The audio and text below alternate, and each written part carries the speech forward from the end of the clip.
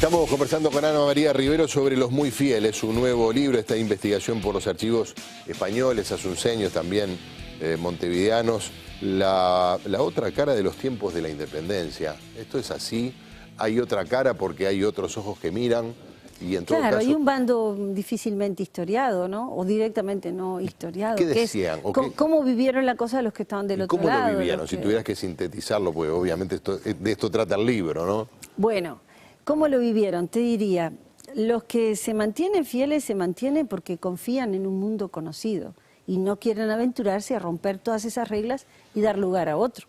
¿Estás hablando de los criollos españolistas, por decirlo de alguna manera? ¿O? Estoy hablando de españoles y criollos que se mantuvieron fieles a la corona y que no se arriesgan con la revolución. Sea la revolución de Mayo, seguir a Artigas, sea la Artigas, revolución de Mayo, claro, sea seguir el rumbo de la Junta Paraguaya gobernada por Gaspar Rodríguez. Que nos enseñaron a verlo con mucho desprecio, a ese bando, por supuesto, claro, a sintetizarlo diciendo la oligarquía. Claro. Que yo pregunto, a ver, dígame qué quiere decir esta palabra, en términos de identificación de grupo social, ¿de qué estamos hablando cuando decimos? Es más bien un epíteto, un descalificativo, pero no una definición social de quién estaba allí, ¿no? Esa fue una de las primeras dificultades de mi trabajo. Bueno, ¿quiénes eran?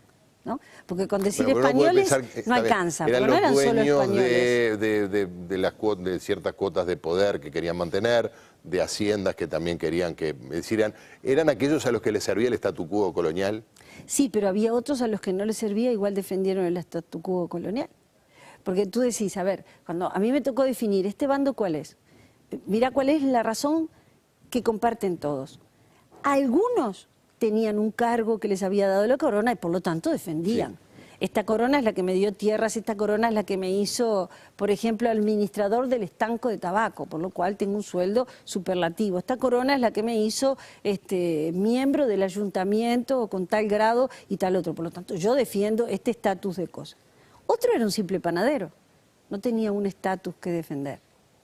Todos tenían una animadversión común contra la Junta de Buenos Aires. O sea, esas autoridades locales que quieren apoderarse de todo el territorio del virreinato, que nos quieren dar órdenes, y nosotros desde Asunción y desde Montevideo nos resistimos a eso. La Junta que de la Revolución de Mayo. La Junta de la Revolución de Revolución tenía poco al comienzo, esa Junta, ¿no? Sí, por supuesto, todavía era en nombre del rey. Pero lo que todos tenían en común, porque algunos podían ser funcionarios y otros no, algunos podían tener un odio visceral a la Junta de Mayo y otros no necesariamente. Muchos podían pensar que las autoridades locales tenían que ser obedecidas ciegamente y otros podían decir, no, no tengo por qué. A mí este último gobernador que tuvimos me parece que no es digno. Pero lo que todos compartían en común era identificar al rey como la figura que garantizaba el orden de cosas conocido y apetecido. O sea, al rey se lo amaba, porque nosotros votamos candidatos o no, pero no los amamos por votarlos. Ellos amaban al rey porque el rey era la garantía de todo lo que conocían.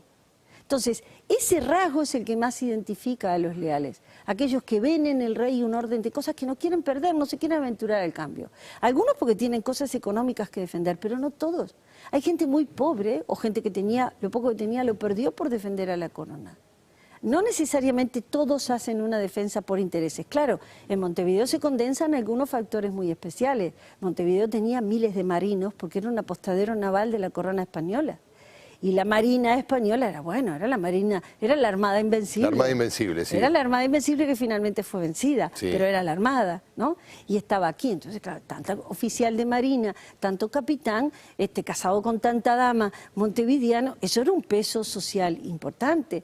Pero luego había otras personas que no tenían un vínculo de ese tipo con la corona. Y de todas maneras permanecían fieles. Es decir, no se pasaron al bando de Artigas, no se pasaron al bando de la Revolución. Y eso es una de las cosas más difíciles de explicar y lo que a mí me permite pensar que en esa frase quizás un poco exagerada de la solapa, la otra cara de la revolución es que nos va a obligar, y espero que así sea, a repensar quiénes son los que están del otro lado también. ¿Alcanza con decir son los criollos, los que estaban a favor de la autonomía de los americanos que con el tiempo se convirtió en independencia? No, si del otro lado hubo españoles, como de este lado hubo Está bien, pero lo que está claro es que del otro lado era un bando que estaba a favor o que fue aumentando las aspiraciones autonómicas hasta llegar a concebir la posibilidad de hacer naciones independientes o países independientes. Sí, y del lado de los españoles, no. Hay fidelidad a la monarquía, también tuvieron una evolución política. todos parten siendo partidarios de un monarca absoluto al que no le cuestionan. Claro, incluyendo a los revolucionarios. Incluyendo a los revolucionarios. Salvo Artigas, ¿no? No, Artigas también. ¿Sí? La proclama de Mercedes es en nombre de nuestro amado Fernando VII. La proclama de Mercedes. ¿Esa es posterior a las instrucciones? No, es anterior, es del año 11. Ah. Ahora, el bando leal Está bien, bueno, pero también andando hizo una el tiempo, evolución política. andando el tiempo nos encontramos con que muchos de los próceres revolucionarios de América del Sur Sí. eran monárquicos, no así Artigas. No, no hacía Artigas. Cuando se rompe con la corona y se piensa, bueno, ahora somos los dueños del proceso político, ¿qué forma política nos damos? Muchos piensan en la monarquía. Lo cual es natural, San Martín, en la época era... Natural era lo conocido. Lo desconocido, lo nuevo, el riesgo absoluto, el salto al vacío, era decir vamos a hacer una república. Eso era lo que Una no locura, se había claro. experimentado, ¿no? Sí. Entonces, bueno, hay que tratar de ponerse en la mentalidad de la época y darse cuenta por qué. Ahora, hay que tener en cuenta que también esta gente, desde la lealtad a la monarquía, hizo una evolución política importante. En Montevideo se jura la Constitución de Cádiz, una constitución tan absolutamente parlamentaria y liberal que, entre otras cosas, elimina el tributo indígena, la esclavitud, cosas que de pronto desde la Revolución no se hicieron. O sea que esa gente también hizo una evolución política. Y tanto le hicieron que cuando Fernando VII vuelve tiene que reprimir duramente a su gente. Pero ¿cómo ahora quieren que yo gobierne con una constitución que me diga lo que tengo que hacer? Claro. No estuvo dispuesto. Por eso dije hoy... Bueno, algo que en Gran Bretaña existía este rey, desde el siglo XVII, ¿no? claro. De alguna manera. Por eso dije este reino dio la talla, ¿no? Porque cuando vuelve a esa gente que había peleado en su nombre, pues la reprime duramente. Porque esa gente había ¿Y estado... cómo veían a Artigas, por ejemplo? Artigas y a los revolucionarios, a los que estaban del bando de los patriotas, o por lo menos de los autonomistas, independentistas. Bueno... Porque la leyenda negra de Artigas o digamos, las versiones negativas sobre Artigas no vienen solo de Buenos Aires, también en Montevideo había... pero por supuesto. El bando era el de los insurrectos o el de los salvajes. Los insurrectos, los salvajes, los rebeldes, ¿no? Luego los artigueños o artigones o artiguistas. Y por supuesto que los adjetivos eran todos descalificativos también. En algún momento, Montevideo, cuando se ve muy cercado por Buenos Aires, y ya de hecho está a punto de caer bajo el dominio de Buenos Aires, tiene un intento de acercamiento político con Artigas. Bueno, él que es oriental como nosotros y que en este momento tiene también un distanciamiento crítico con Buenos Aires. ¿Quién era, por ejemplo, el vocero de ese bando? ¿Cuál de las calles?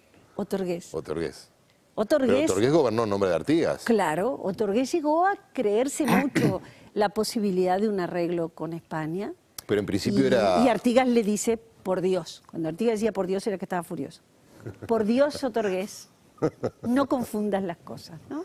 Pero Otorgués provenía del bando revolucionario. Pero claro, pero Artigas lo manda a tratar como para distraer en un momento de tensión diplomática, todos tratando con todos en un equilibrio de poderes, sabían quién se establece. Antes de, digamos, con Montevideo todavía El año resistente, 14, básicamente es el año 14. Y bueno, como Otorgués piensa que esa posibilidad es muy, muy seria y muy factible. Y España también le mandan ofrecer unos cargos honorables, brigadier de los ejércitos. Para Y es Artigas. cuando Artigas dice, ofende su carácter y el mío ofreciéndome tal cosa, y manda a decir, no me vuelvan a mandar esto porque fusilo al vocero si me traen otra vez esto, no lo amenaza. No me hago cargo. Hubo fusilamiento también.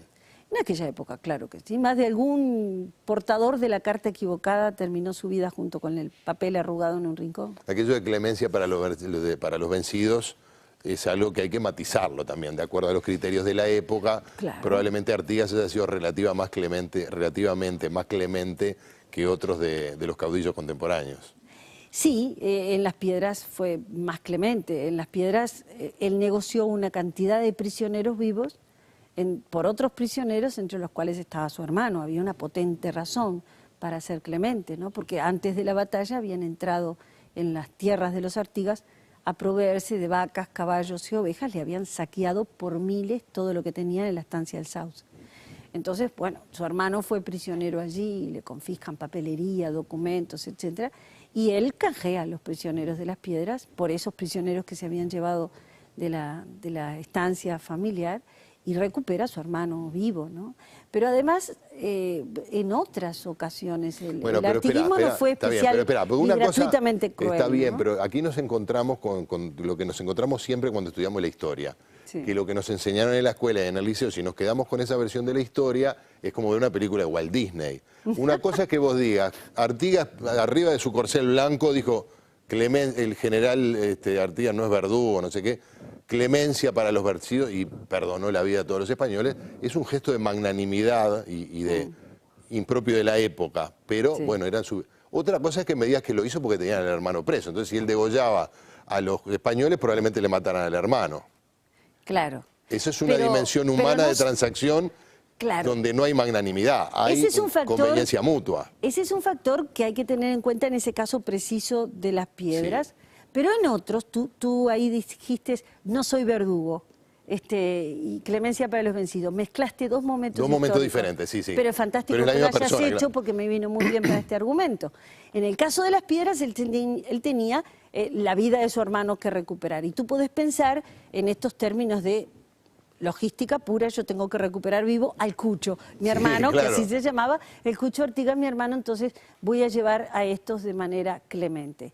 Pero luego tenés el testimonio de otra cantidad de casos militares en los cuales los oficiales tienen que frenar a la soldadesca cuando termina, de un lado y del otro. Sí, claro. Porque el oficial siempre procura, y tenés esa escena que tú dijiste, yo no soy verdugo, en la cual Buenos Aires, tratando de congraciarse con Artigas, le manda gente que lo había traicionado, tómelos, aquí los tiene, castíguelos. A eso podía haberlos matado. Y él que podría haberlos matado dijo, yo no soy verdugo de Buenos Aires. Pero él los liberó, los trató bien, los llevó a la orilla del río. Pero eso porque estaba peleado con Buenos Aires.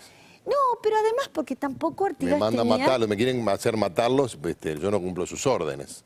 Bueno, pero tampoco el artiguismo se caracterizó, la leyenda negra así lo dijo, pero no es cierto, no se caracteriza por una maldad extrema. Porque ¿sabes lo que pasa? De los caudillos, mirá, se da una paradoja, por lo menos para mí. Yo al Artigas parado arriba del caballo diciendo frases célebres no me lo creo. Ni en Artigas, ni en Washington, ni en Napoleón, ni en nadie. Pero al Artigas que siente que pueden matar a su hermano y que canjea prisioneros. Yo ese lo entiendo y me parece que hace algo no solo razonable, sino humanitario. Es decir, yo le pongo banda de música para que se vayan los prisioneros para recuperar a mi hermano. ¿Me explico? Perfectamente. Lo que hay que recuperar es un punto intermedio entre ambos.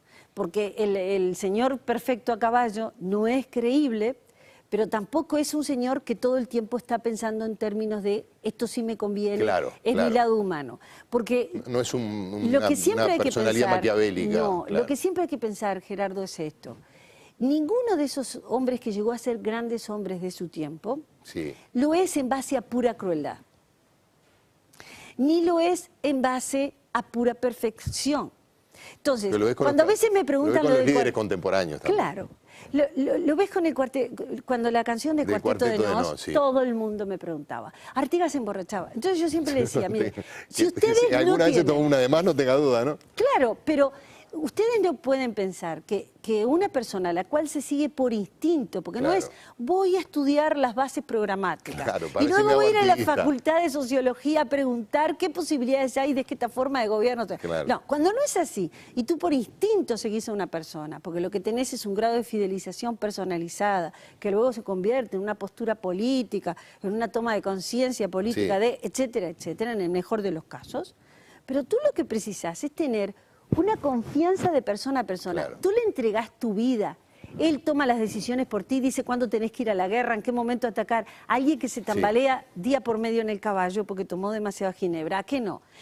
Y alguien que lo ves degollar y beber sangre con placer, tampoco. Tampoco, claro. Entonces, tampoco podía ser una señorita que hiciera barra de ballet en purificación, ni lo uno ni lo otro. Ni un borracho ni un santo. Un hombre de su tiempo, un hombre de su tiempo. A mí cuando me dicen, Artigas no era un hombre de su tiempo, me da como enojo. Caramba, ningún gran hombre es de otro tiempo, Lo que pasa es que construimos un Artigas que se adelantó al futuro, veía más allá de lo posible. No, esas cosas no son, para mí no son ciertas. Vamos a hacer una pausa y seguimos conversando con Ana María Ribay.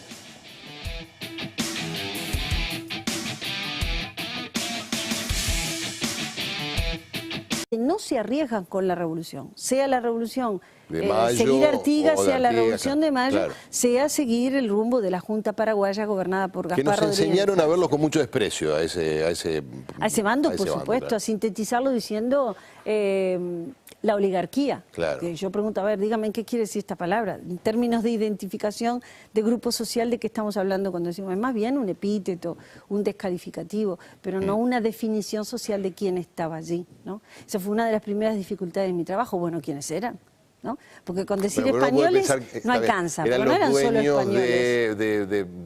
de ciertas cuotas de poder que querían mantener, de haciendas que también querían que, es decir, eran aquellos a los que les servía el statu quo colonial. Sí, pero había otros a los que no les servía, igual defendieron el statu quo colonial. Porque tú decís, a ver, cuando a mí me tocó definir este bando...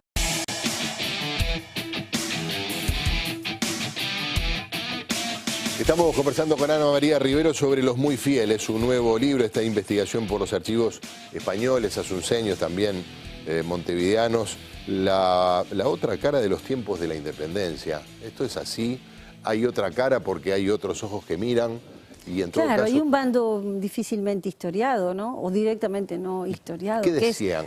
¿Cómo vivieron la cosa los que estaban del otro lado? ¿Cómo lo vivieron? Si tuvieras que sintetizarlo, pues obviamente de esto trata el libro, ¿no? Bueno, ¿cómo lo vivieron? Te diría, los que se mantienen fieles se mantienen porque confían en un mundo conocido y no quieren aventurarse a romper todas esas reglas y dar lugar a otro. ¿Estás hablando de los criollos españolistas, por decirlo de alguna manera? ¿O? Estoy hablando de españoles, sí criollos, que se mantuvieron fieles a la corona. ¿Y cuál es? Mira cuál es la razón que comparten todos. Algunos tenían un cargo que les había dado la corona y por lo tanto defendían. Sí. Esta corona es la que me dio tierras, esta corona es la que me hizo, por ejemplo, administrador del estanco de tabaco, por lo cual tengo un sueldo superlativo. Esta corona es la que me hizo miembro del ayuntamiento con tal grado y tal otro. Por lo tanto, yo defiendo este estatus.